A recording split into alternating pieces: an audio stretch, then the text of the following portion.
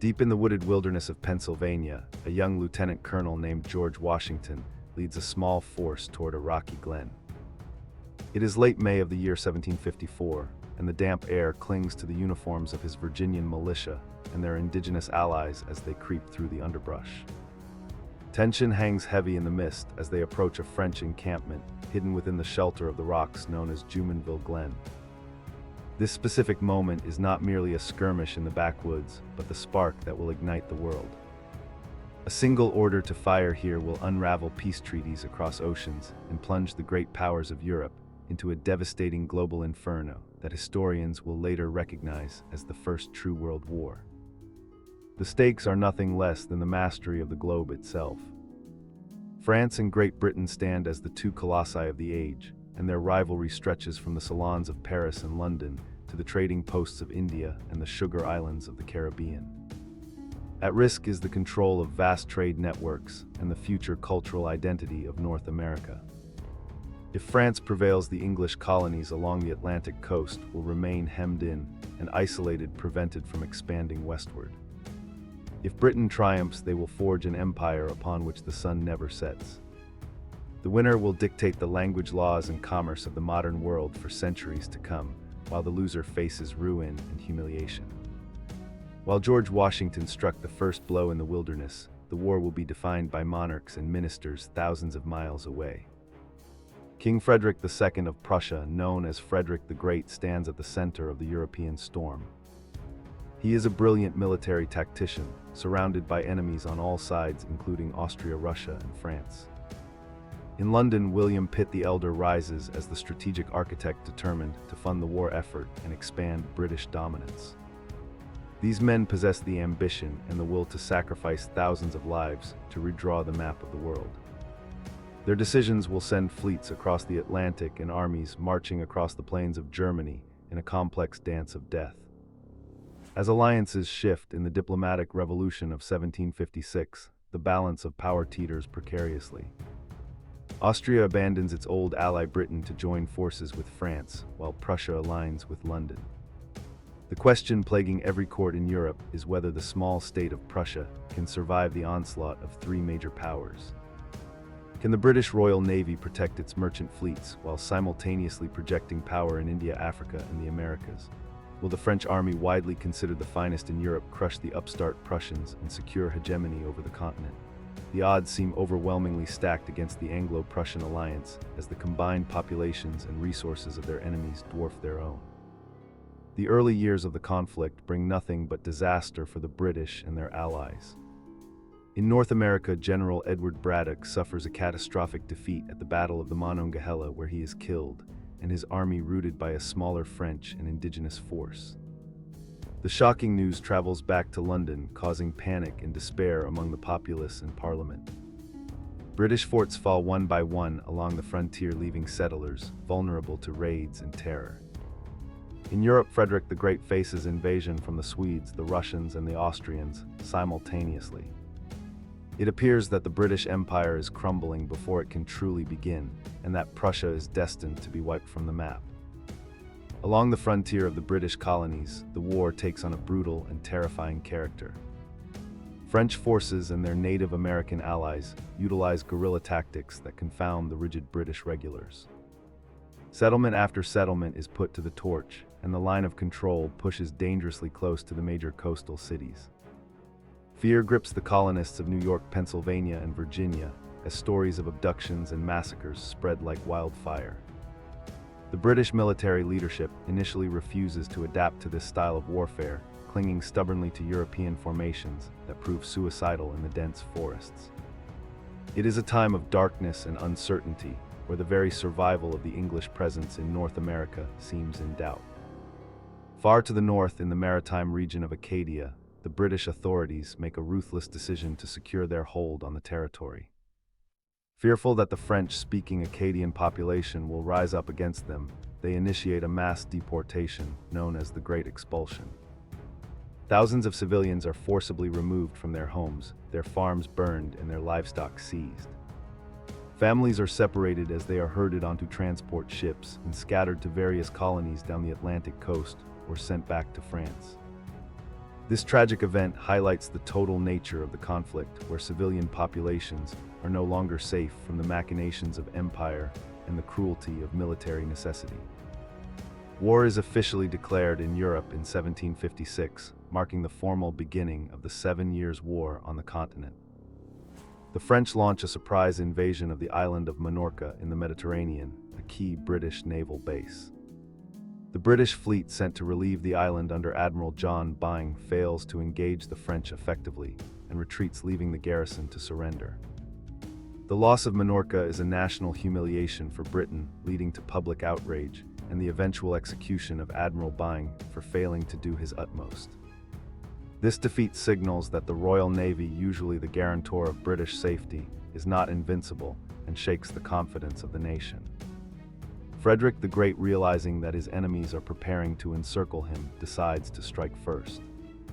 In a bold and controversial move, he invades the neutral state of Saxony in August 1756 to secure his flank and seize its resources. The Prussian army moves with lightning speed, capturing the Saxon capital of Dresden and incorporating the Saxon army into his own ranks. While this preemptive strike gains Frederick a temporary advantage, it also galvanizes the coalition against him.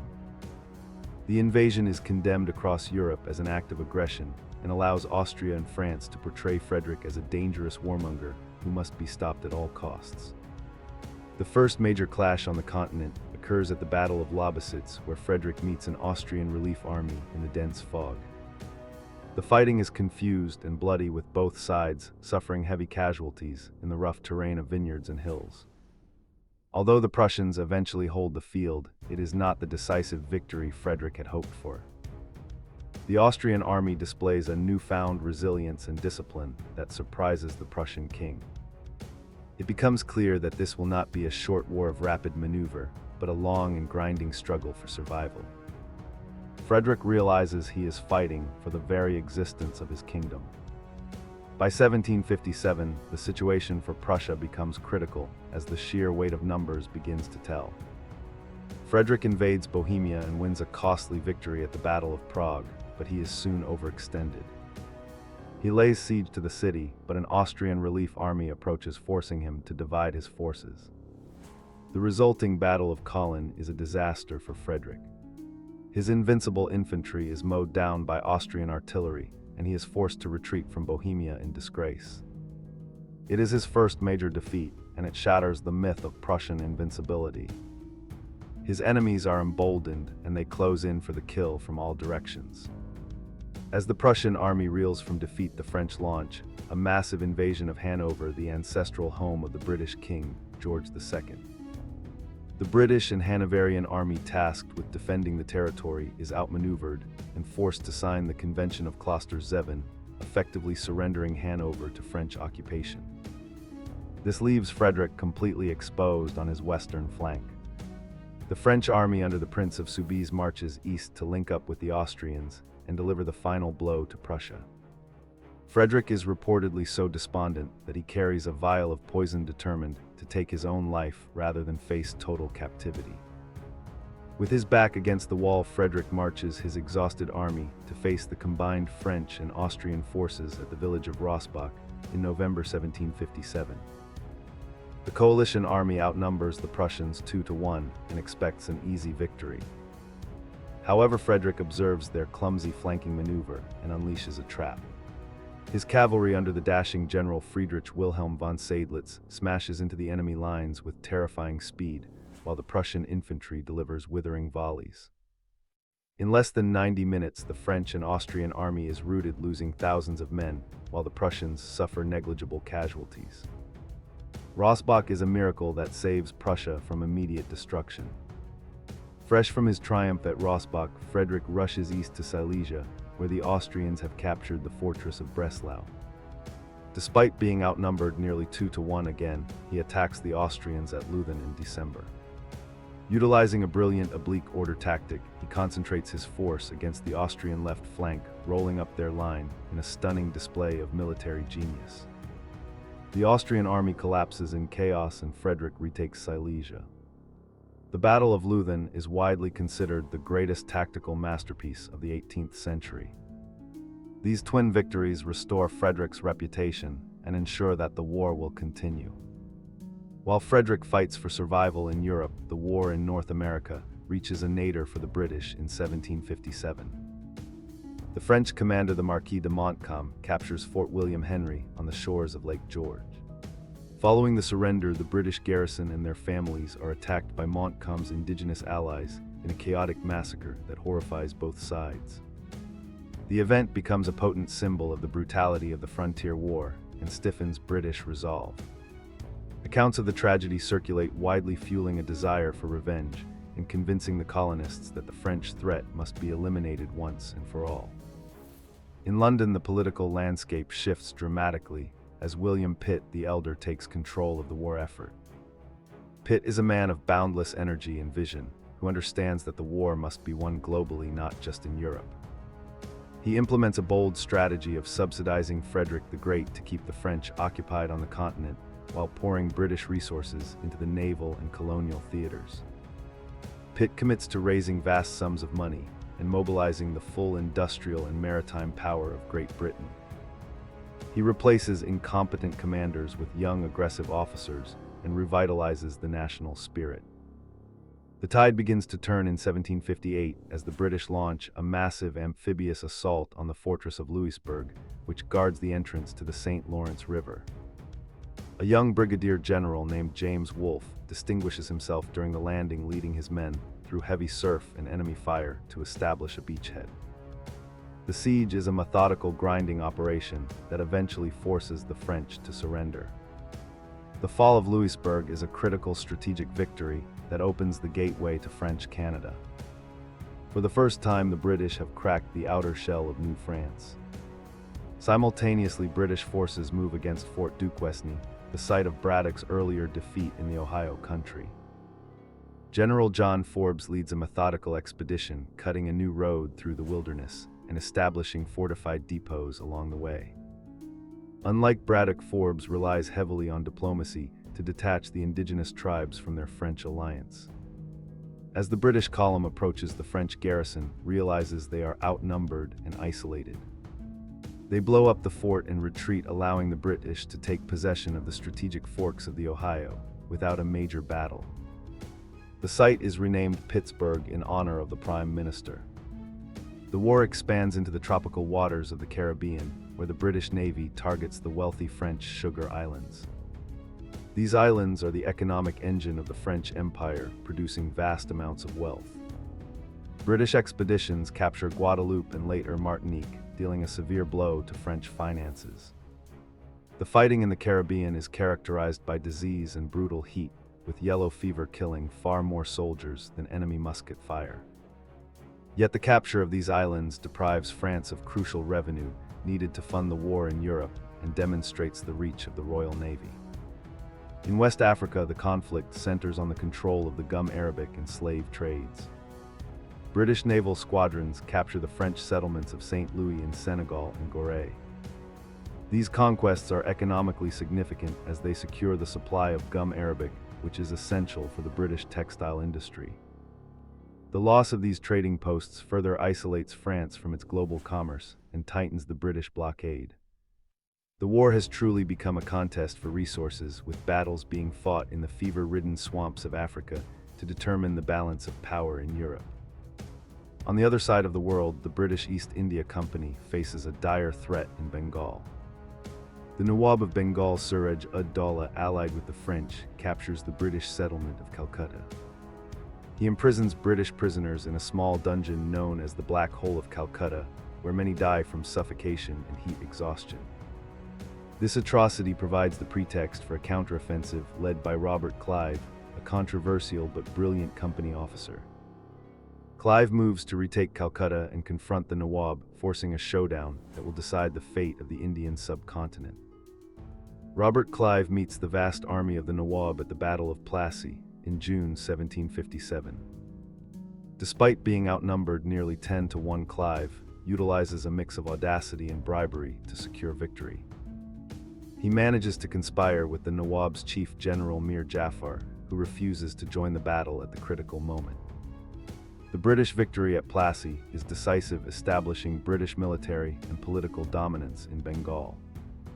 This victory lays the foundation for the British Raj and transforms the East India Company from a trading entity into a major territorial power. The year 1759 is celebrated in Britain as the Annus Mirabilis, or the Year of Miracles. It is a year where British arms triumph in every theater of the war. In Europe, the Anglo-Hanoverian army under Ferdinand of Brunswick wins a spectacular victory at the Battle of Minden. British infantry display incredible discipline by repelling repeated charges of French cavalry, breaking the French center. The victory at Minden protects Hanover and prevents the French from knocking Britain out of the Continental War. It is a vindication of Pitt's strategy of supporting allies on the continent. At sea, the Royal Navy asserts its absolute dominance. The French plan a daring invasion of Britain, hoping to ferry an army across the English Channel. However, their fleets are hunted down and destroyed. At the Battle of Lagos off the coast of Portugal, a British fleet destroys a French Mediterranean squadron. This prevents the French from concentrating their naval forces and leaves their invasion plans in tatters. The British people, who had lived in fear of invasion, can finally breathe a sigh of relief as the wooden walls of the Navy prove impenetrable. The crowning achievement of 1759 is the campaign against Quebec, the capital of New France. General James Wolfe leads a British fleet up the treacherous St. Lawrence River, carrying thousands of soldiers. The city sits atop high cliffs and is defended by the Marquis de Montcalm. For months, Wolfe tries to find a way to breach the defenses, but is thwarted at every turn. As winter approaches and supplies run low, Wolfe decides on a desperate gamble. He plans a night landing at a narrow cove where his men must scale the sheer cliffs to reach the plains outside the city.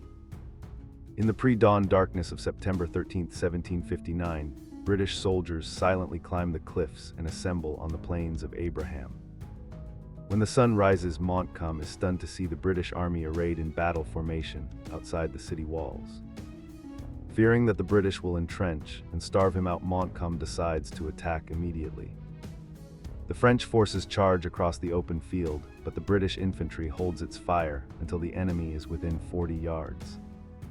They unleash a devastating double-shotted volley that shatters the French lines in seconds. The battle is short and bloody but decisive. General Wolfe is struck by 3 musket balls and dies on the field just as he hears the news that the French are fleeing. The Marquis de Montcalm is also mortally wounded and dies the next day. The fall of Quebec signals the death knell of New France. It is a dramatic and romanticized moment in history, with both commanders perishing at the moment of destiny. The British capture of the city effectively ends French power in North America, although fighting will continue for another year. Any lingering hope France has of reversing the situation is crushed at the Battle of Quiberon Bay in November 1759. Admiral Edward Hawke chases the French Brest fleet into a dangerous rocky bay during a gale. In a display of supreme seamanship and courage, Hawke orders his captains to pursue the enemy despite the treacherous conditions. The French fleet is decimated, with ships wrecked on the rocks or sunk by British cannon fire. Quiberon Bay is the Trafalgar of the 7 Years' War, cementing British naval supremacy for generations and ending all threat of a French invasion. While Britain celebrates its victories, Frederick the Great continues his desperate struggle in Europe. The years 1760 to 1762 are a grinding war of attrition. The Russians briefly occupy Berlin, and Frederick's resources are stretched to the breaking point. He resorts to debasing the currency and recruiting prisoners of war to keep his army in the field. His letters from this period reveal a man on the edge of despair, constantly moving, constantly fighting, and watching his kingdom burn. Yet through sheer force of will and tactical brilliance, he manages to keep the coalition at bay. Just when it seems that Prussia must finally collapse, a miracle occurs.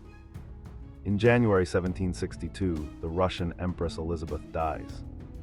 She was Frederick's most implacable enemy. Her successor, Peter III, is a fanatical admirer of Frederick the Great. In a stunning reversal of policy, Peter immediately signs a peace treaty with Prussia and even offers Russian troops to help Frederick. This event, known as the Miracle of the House of Brandenburg, saves Prussia from destruction. The coalition against Frederick begins to unravel, as Sweden also makes peace, leaving Austria to fight alone. Desperate to turn the tide, France calls upon its familial ally Spain to join the war in 1762. The Spanish entry is meant to tip the balance, but instead it offers new targets for the British. British expeditions are quickly dispatched to attack Spanish colonies. The fortress city of Havana in Cuba, the jewel of the Spanish Caribbean, is besieged and captured after a grueling struggle. On the other side of the globe, British forces invade the Philippines and capture Manila. The British war machine is now operating with global reach, striking enemies in the Atlantic and Pacific simultaneously. France is now financially and militarily exhausted.